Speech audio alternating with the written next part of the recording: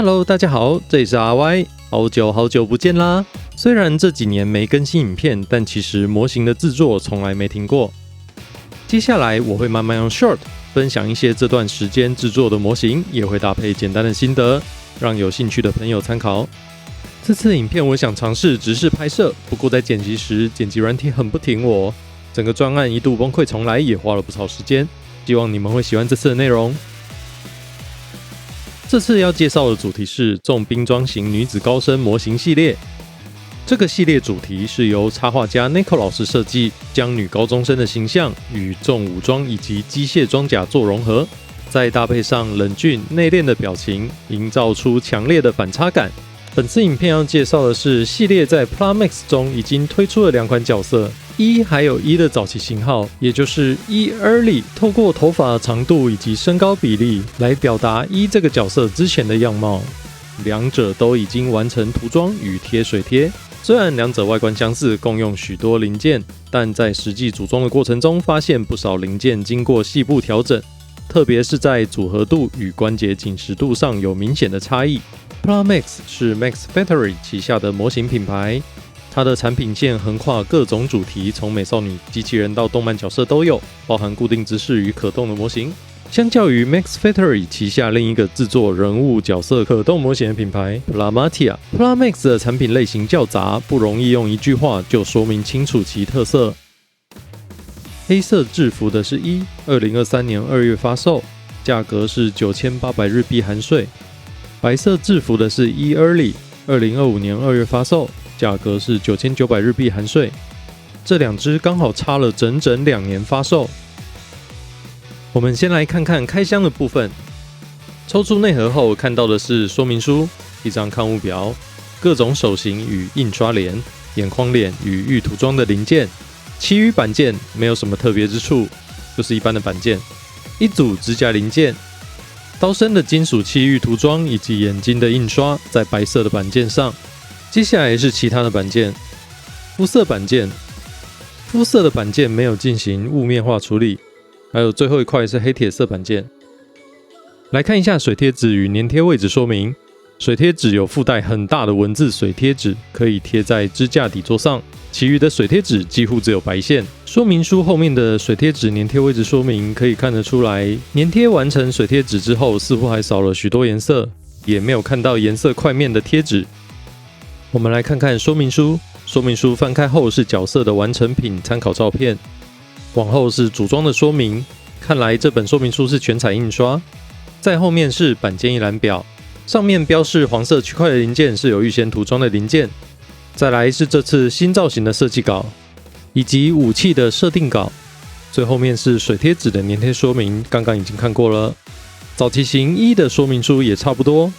翻开后是角色的完成品与参考照片，组装说明，板件一览表。上面标示黄色的区块跟1有稍稍不同，设定稿的地方就跟1不一样了。除了这次使用的白色制服版本以外，给了一些其他的设定，像是跟1一样的黑色制服。翻页之后是穿一件夹克外套的版本，最上面有小字写着初步的设定，看来是因为有什么考量，所以没有采用这个设定哦。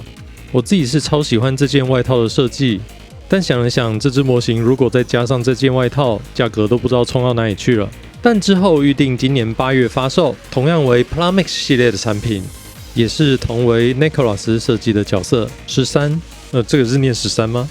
角色身上也有穿很类似的夹克外套，很好奇素体以及衣服配件能不能用在这两只E身上，之后也会出一期影片来做一下对比。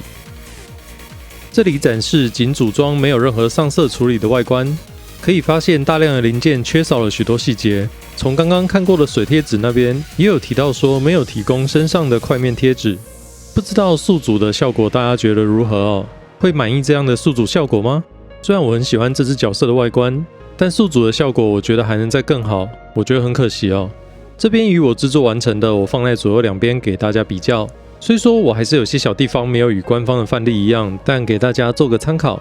我觉得E这支的设定，因为是全身黑嘛，颜色都是那些深色、彩度不高的板件，所以看起来可能会比较好一点。但是在以白色为主的E Early上面就会差很多哦。但在我决定做这支影片的时候，我early 已经开始上色了，所以就没有宿主的状态来给大家参考了。接下来说说补色的部分，先说的补色，胸前下方以及两侧的灰色背带需要补色，胸口侧边的甲胄需要补黑铁色。但因为衣服的黑色与铁色很接近，这边没有补色，其实也没有很明显。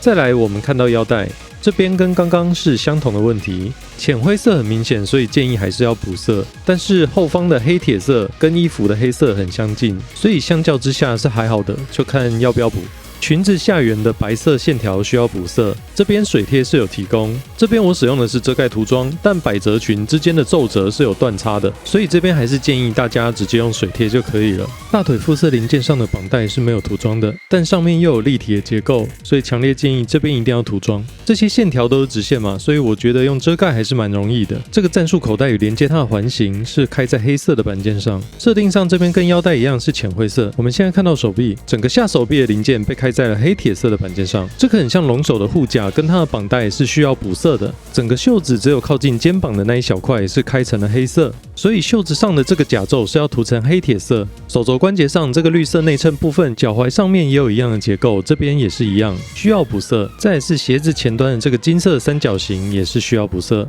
右手的下手臂这边很有趣，我们可以看到封面插画上这边是肤色裸露的部分，但说明书里的范例照片这边跟左手是长得一样的。我们可以看到说明书后面的设定稿跟封面一样，这边设定的也是皮肤。这边是不建议做成肤色，因为你整体的肤色零件都要跟这边一样上同样的肤色漆。脸的零件上面已经事先印刷好的眼睛、眉毛，这个都要磨掉，重新上漆，然后再贴上模型里面已经附的眼睛水贴。这边建议，如果你是没有要对肤色进行上色，就按照说明书里的成品范例去做就好了，可以免去许多麻烦。接着我们讲到手臂上的这块护甲，这边不管是封面插画设定还是成品范例，护甲的边缘上都是有白色线条勾勒的。但模型的水贴并没有附带，这让我觉得很奇怪，因为它附带的水贴里面都是白色的线条，真的没有道理这边不给。而且这个在之后的early上面是有附带的。整体来说，因为的配色都是深色，一些地方即便是不补色，差异也不会很明显。但因为early整体配色是白色的，像是胸前的绑带与左右两侧的护甲，还有腰带以及后腰的护甲，如果这些地方没有补色，整体看起来就是白花花的一片。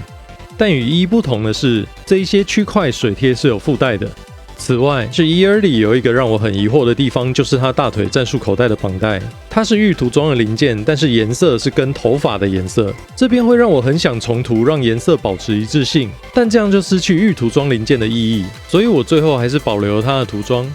另外，鞋子的零件也是开在头发的那一框，如果这边不涂装的话，会是跟头发一样的颜色。像我们看到的这些绑在腿上以及手臂上战术口袋以及它的绑带，如果没有涂装，就是会跟头发一样的颜色。这里就看大家接不接受。如果觉得鞋子、口袋这些可以是其他的颜色，那这边不涂装其实也无妨。所以early的上色工作量相较会少上许多。接着我们看到武器，武器绝对是这套模型之中最需要大量上色工作的部分。刀鞘的部分，除了头尾金色的地方是分件之外，整个就是一个黑色的大铁块，中间的这些机械细节是要自己上色的。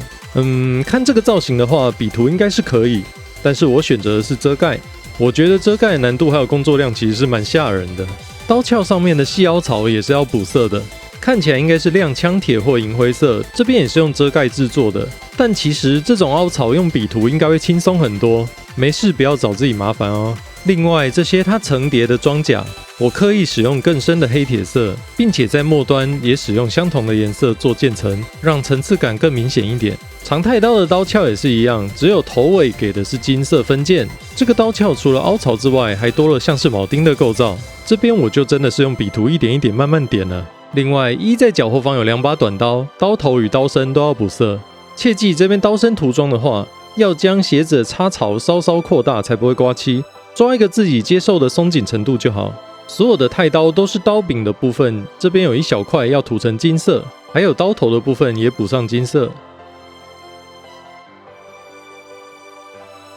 接下来我们来看看配件的部分。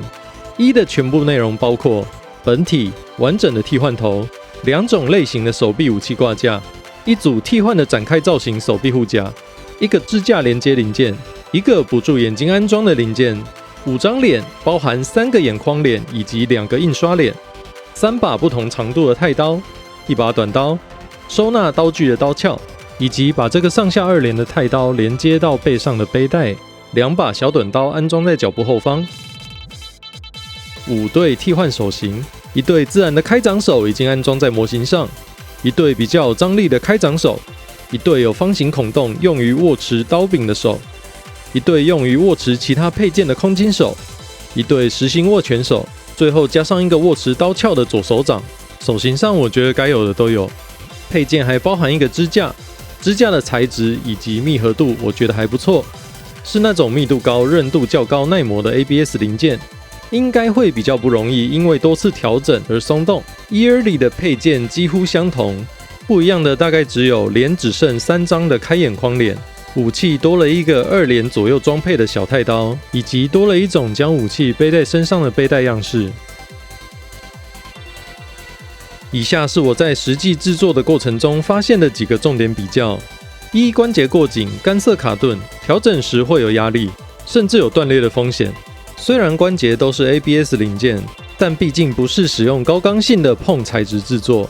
影片中也可以看得出来，在调整各部位关节时都要稍加用力，但同时又要小心翼翼，可说是非常难过。Early 则在松紧程度上改善不少，组装与摆姿势体验更流畅。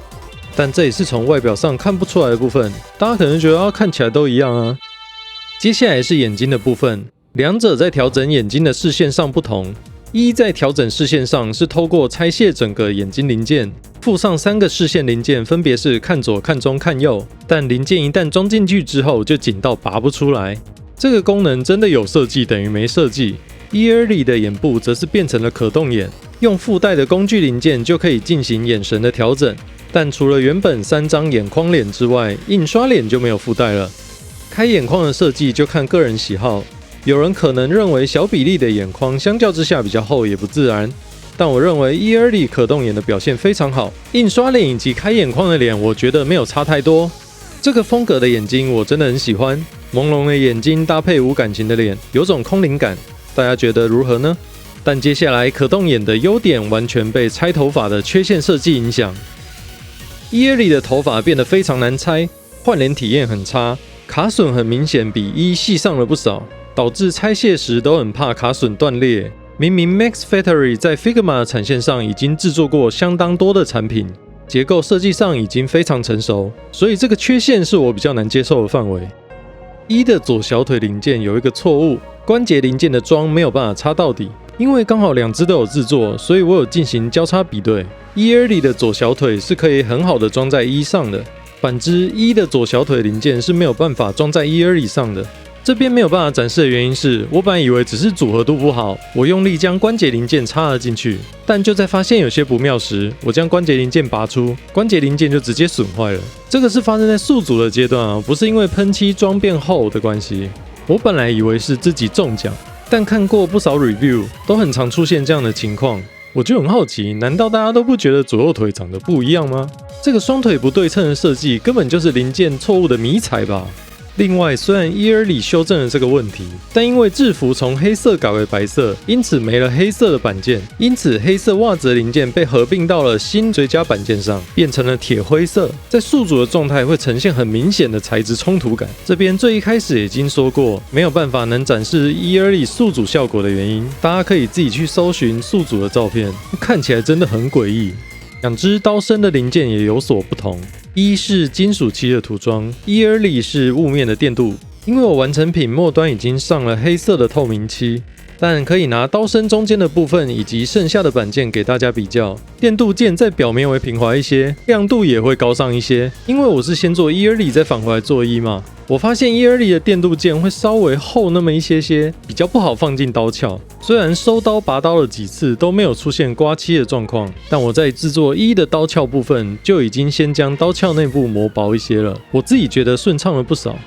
有些人可能知道，2018年这支在 Figma 系列上已经推出过产品，官方发表公开的影片上面也有拿这两支比较过，但我在其他创作者的影片中很少看到这两支放在一起比对。当初在购买这系列模型前，我也找了好久，因为我不知道 Figma 的比例跟这个有没有办法配套。我刚好有 Figma， 所以就正好拿来比对。这支稍微小一些的就是 Figma， 会发现部分的设计与细节不大一样。Figma 除了没有长辫子的造型以外，脚部的设计相差最大。Figma 的鞋子在长度上比较高，造型也比较硕大，外观也比较流线，感觉起来会有力量感一些。而组装模型的这部分造型比较散，小腿部分也露出的比较多，在视觉上腿变得更修长了。我觉得有各自的好看之处。再来就是手臂甲胄设定上有点不大一样。武器则是少了大太刀底下能装配的短刀，这样看来差异还不小，难怪说明书的后面会附上这次新造型的设计稿。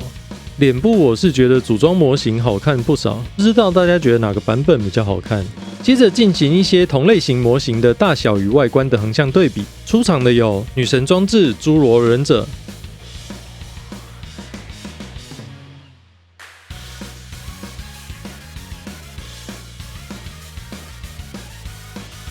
30ms 的尤菲亚、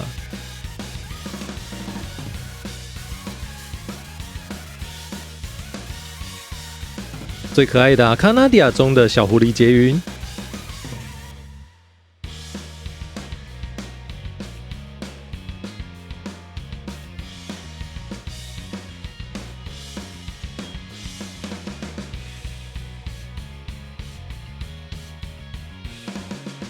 还有魔幻假面喵。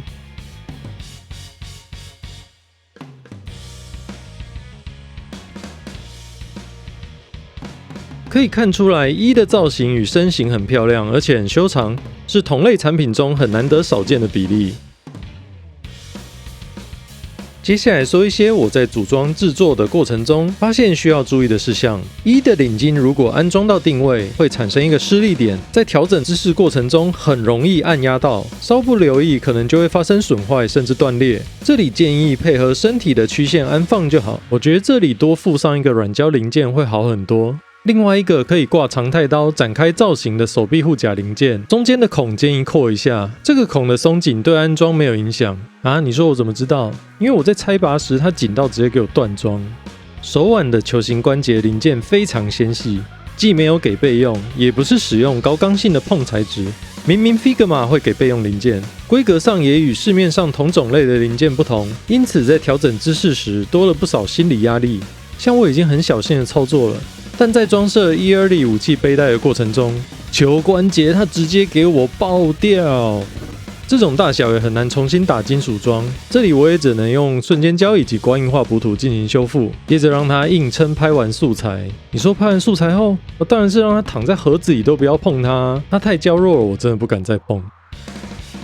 这里给一个总结。整体造型修长优美，搭配科技感武士刀与制服少女的设计非常有特色，但价格偏高，配件不多，已逼近10000日元。关节偏紧，加工需求高，适合静态展示的玩家。需要补色位置太多，而且过于繁琐，不推荐给完全不补色的宿主玩家。E20即便部分设计有改善，却也出现倒退的问题，例如可动眼搭配难拆的卡榫，有些结构缺陷令人意外，难以相信是出自 Max Factory 这样经验丰富的厂牌。我上一个组装的 Plamax 模型是超时空要塞的 VF1J Batroid， 那只除了造型很还原早期的动画之外，也是槽点满满，这多少会让人对这个模型品牌稍微失去一点信心。希望他们之后推出的产品在结构设计上会越来越成熟。不过我觉得根本就不该这样啦，因为他们根本就不是新厂商啊。但如果你也像我一样喜欢 Neko 老师的这种风格，愿意处理零件与补色，可以接受那些比较脆弱的设计，那么这个造型的确能成为不错的收藏。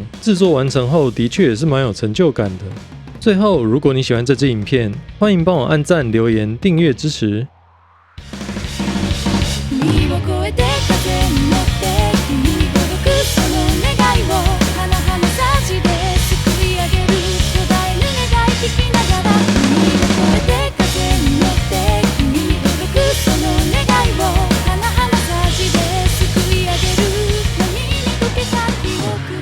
雫